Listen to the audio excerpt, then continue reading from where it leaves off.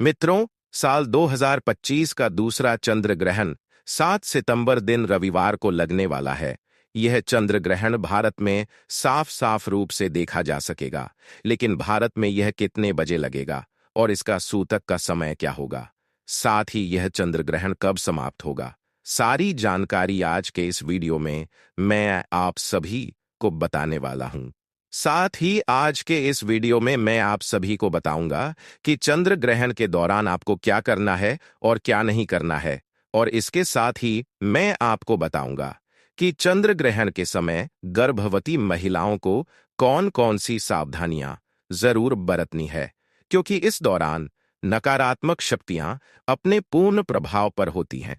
तो इस दौरान गर्भवती महिलाओं को क्या करना है और क्या नहीं करना है, साथ ही उन्हें कौन से ऐसे उपाय जरूर करने होंगे ताकि उनका होने वाला जो शिशु है उस पर चंद्र ग्रहण का दुष्प्रभाव एकदम सुरक्षित रहे। तो मित्रों इस वीडियो के माध्यम से आप सभी लोगों को साल 2025 के दूसरे और महा चंद्र ग्रहण की संपूर्ण जानकारी मिलेगी। इसीलिए इस वीडियो को लास्ट तक जरूर देखिएगा। साथ ही इस वीडियो को देखने के बाद में आप ज्यादा से ज्यादा अपने पड़ोसी और रिश्तेदारों के साथ इस वीडियो को शेयर करना भी बिल्कुल मत भूलिएगा। साथ ही चंद्र ग्रहण की इस वीडियो को लाइक करके हमारे चैनल सब्सक्राइब जरूर कीजिएगा, ताकि आने वाली हर एक वीडियो सबसे पहले आपको संपूर्ण जानकारी के रूप में मिल सके। तो मित्रों, साल 2025 में कुल 4 ग्रहण हैं, जिनमें से 2 सूर्य ग्रहण और 2 चंद्र ग्रहण हैं। और इस साल 2025 में जो पहला चंद्र ग्रहण था वह 14 मार्च को लग चुका है, और अब साल 2025 का यह दूसरा और अंतिम चंद्र ग्रहण 7 सितंबर दिन रविवार को लगने जा रहा है। पर मित्रों, यह कोई मामूली चंद्र ग्रहण नहीं होगा, बल्कि एक महाचंद्र ग्रहण होगा, जिसका न केवल पूरी दुनिया के ज्योतिष पंडित बल्कि एस्ट्रोलॉजर भी बेसब्री से इंतजार कर रहे हैं। आपको बता दें कि ज्योतिष शास्त्र में चंद्र ग्रहण को अशुभ घटना के रूप में देखा जाता है, क्योंकि चंद्र ग्रहण के दौरान चंद्रमा पीड़ित अवस्था में होते हैं और अशुभ फल देते हैं, क्योंकि इस समय चंद्रमा की जो शक्ति है वह बिल्कुल ही क्षीण होती है। इस दौरान कई ऐसे कार्य हैं जिनको करना बिल्कुल ही वर्जित होता है। खास तौर पर जो शुभ कार्य हैं उन्हें चंद्र ग्रहण के समय बिल्कुल भी नहीं करना चाहिए। आपको बता दें कि चंद्र ग्रहण एक खगोलीय घटना है। जब पृथ्वी, सूर्य और चंद्रमा के बीच में आती है तब इसे ही चंद्र ग्रहण कहा जाता है। आपको बता दें कि साल 2025 में 7 सितंबर को लगने वाला यह चंद्र ग्रहण एक पूर्ण चंद्र ग्रहण होगा। इसमें पृथ्वी चंद्रमा को पूरी तरीके से ढक लेगी और 7 सितंबर का लगने वाला यह चंद्र ग्रहण भाद्रपद मास के शुक्ल पक्ष की पूर्णिमा तिथि को लगेगा। चलिए अब जान लेते हैं कि 7 सितंबर को लगने वाला यह चंद्र ग्रहण कहां पर दिखाई देगा। तो यह चंद्र ग्रहण भारत के हर शहर से साफ साफ देखा जा सकेगा, और भारत के साथ साथ यह चंद्र ग्रहण संपूर्ण एशिया, ऑस्ट्रेलिया, यूरोप, न्यूजीलैंड, पश्चिम और उत्तरी अमेरिका, दक्षिणी अमेरिका और अफ्रीका के पूर्वी क्षेत्रों में दिखाई देगा। और अब बात कर लेते हैं इस चंद्र ग्रहण के समय की। तो मित्रों, भारतीय समय के अनुसार इस चंद्र ग्रहण की शुरुआत 7 सितंबर 2025 की रात 9:58 पर हो जाएगी, और इस चंद्र ग्रहण की समाप्ति मध्य रात्रि उपरांत यानी कि देर रात 1:26 पर होगी। इस चंद्र ग्रहण की कुल अवधि लगभग 3 घंटे 222 तक रहेगी। और बात कर लें इस चंद्र ग्रहण के सूतक काल की, तो देखिए, जब सूर्य ग्रहण लगता है तो उसका जो सूतक काल होता है वह 12 घंटे पहले से मान्य होता है, लेकिन चंद्र ग्रहण में सूतक काल 9 घंटे पहले से ही मान्य होता है। और क्योंकि यह चंद्र ग्रहण भारत में दिख रहा है, इसलिए भारत में भी इस चंद्र ग्रहण का सूतक काल बिल्कुल ही मान्य होगा। इस बात का आप थोड़ा सा ध्यान रखिएगा। बात कर लें सूतक काल के समय की, तो आपको बता दूं कि इस चंद्र ग्रहण का सूतक काल की शुरुआत 7 सितंबर 2025 की दोपहर 12:49 पर हो जाएगा, और सूतक काल की समाप्ति ग्रहण के साथ ही 7 सितंबर 2025 की मध्य रात्रि उपरांत यानी कि देर रात 1:26 पर होगी।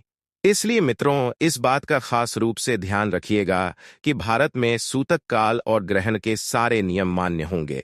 भारत में रहने वाले लोगों को इस चंद्र ग्रहण के समय विशेष रूप से सावधानी बरतनी होगी। खासकर गर्भवती महिलाओं को इस समय विशेष सावधानी बरतने की आवश्यकता होती है, क्योंकि ग्रहण का सीधा प्रभाव गर्भ में पल रहे शिशु पर पड़ता है।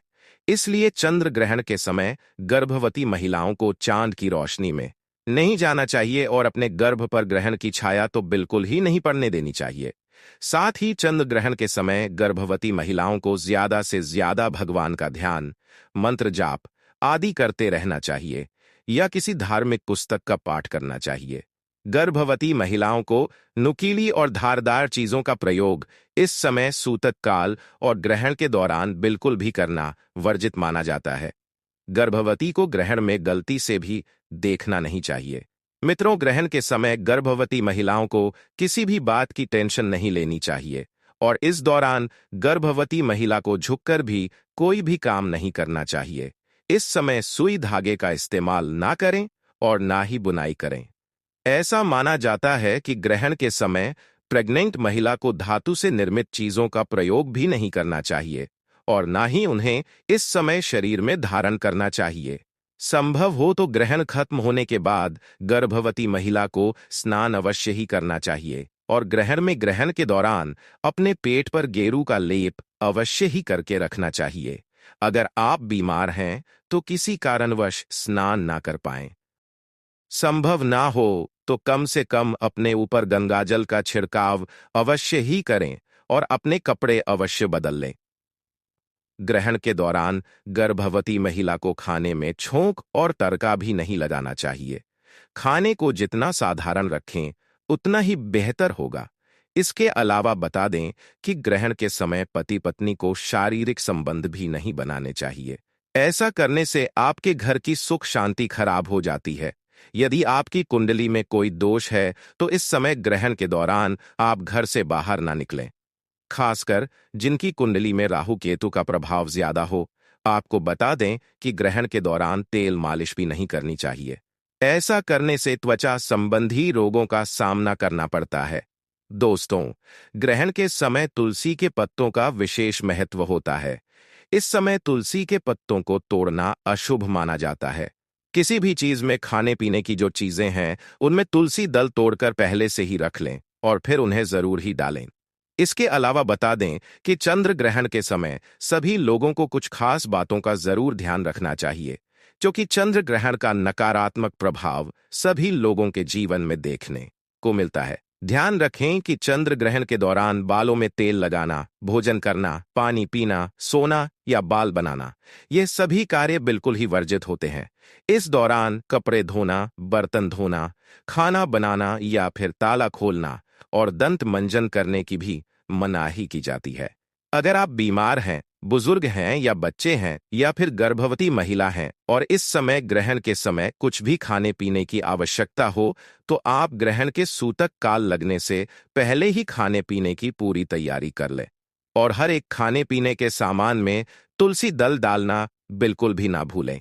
इससे उन अन्न और जल में ग्रहण का दोष नहीं लगता है और आप ग्रहण की नकारात्मकता से एकदम सुरक्षित रहेंगे। मित्रों, इसके अलावा चंद्र ग्रहण के समय कोई भी शुभ कार्य नहीं करना चाहिए। आपको बता दें कि ग्रहण के दौरान पूजा भी निषेध मानी गई है।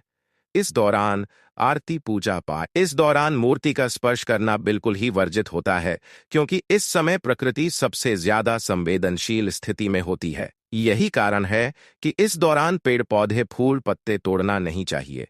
शास्त्रों के अनुसार चंद्र ग्रहण के दौरान नाखून काटना, बाल काटना, दाढ़ी बनाना अशुभ माना जाता है। आप ग्रहण के समय मांस, मछली, मदिरा आदि का सेवन भी ना करें।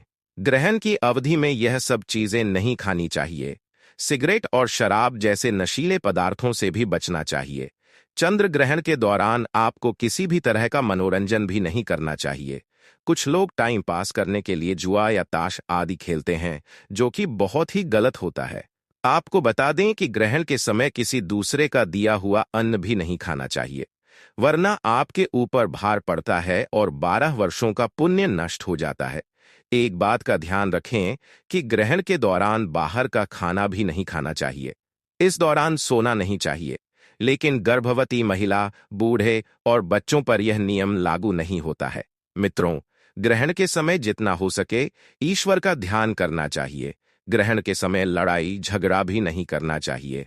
इस दौरान झूठ, कपट, बुरे विचारों से परहेज करें। ग्रहण काल में मन और बुद्धि पर पड़ने वाले कुप्रभाव से बचने के लिए आपको ज्यादा से ज्यादा भगवान चाहिए या किसी मंत्र का जाप करना चाहिए। आप चंद्र ग्रहण के दौरान चंद्रमा के मंत्रों का जाप करें। एक मंत्र मैं आप सभी को बता रहा हूं, इसे आप कहीं नोट कर लें और चंद्र ग्रहण के दौरान आप इसका जाप कर सकते हैं। मंत्र है ओम चंद्रे नमः या फिर ओम सोम सोमाय नमः या फिर ओम सोम सोमाय नमः मंत्र का जाप कर सकते हैं। और ग्रहण समाप्त होने पूरे घर में झाड़ू और पोछा लगाएं। गंगाजल का छिड़काव घर के मंदिर से लेकर घर के हर एक कमरे में जरूर ही करें। इसके बाद आप किसी जरूरतमंद, गरीब या ब्राह्मण को अन्य धन और वस्त्र का दान करें। इससे आपको पुण्य की प्राप्ति होगी। और अब बात कर लेते हैं चंद्र ग्रहण के दौरान आप किन उपायों को करके अपने जीवन के हर एक प्रकार के कष्ट से मुक्ति पा सकते हैं और अपनी मनवांछित इच्छाओं को पूर्ण करवा सकते हैं। देखिए, इस दौरान प्रकृति बहुत ही संवेदनशील होती है। इस दौरान किया गया कोई भी उपाय कभी विफल नहीं जाता है। तो इस समय आप धन लाभ के लिए ग्रहण के समय श्री सूक्त का पाठ करें। इससे धन के कई तरीके से लाभ होते हैं और पैसे रुपए से जुड़े हुए ब्लॉकेज आपके जीवन में आपकी कुंडली में लगे हुए हैं, वह अपने आप ही खुल जाते हैं। सुख समृद्धि के लिए ग्रहण के समाप्त होने के बाद गाय माता को गुड़ और रोटी अवश्य ही खिलाएं। इससे घर में सुख समृद्धि की प्राप्ति होती है। नजर दोष से मुक्ति पाने के लिए ग्रहण के बाद काले तिल और सरसों के तेल का दीपक पीपल वृक्ष के नीचे जरूर जलाएं। इससे नजर दोष की समस्या से आपको मुक्ति मिलती है। चंद्रमा के दोष, कुंडली में मांगलिक दोष हो या फिर चंद्र दोष हो तो इसके निवारण हेतु ग्रहण के समय चंद्र मंत्र का जाप करें और चांदी के बर्तन में दूध भरकर शिवलिंग पर अर्पित कीजिए। इससे चंद्र दोष बिल्कुल ही समाप्त हो जाएगा। स्वास्थ्य लाभ हेतु अगर घर परिवार में कोई बहुत ज्यादा बीमार रहता है तो ग्रहण समाप्त होने के बाद स्नान कर गंगा जल छिड़कें और भगवान विष्णु का ध्यान करें।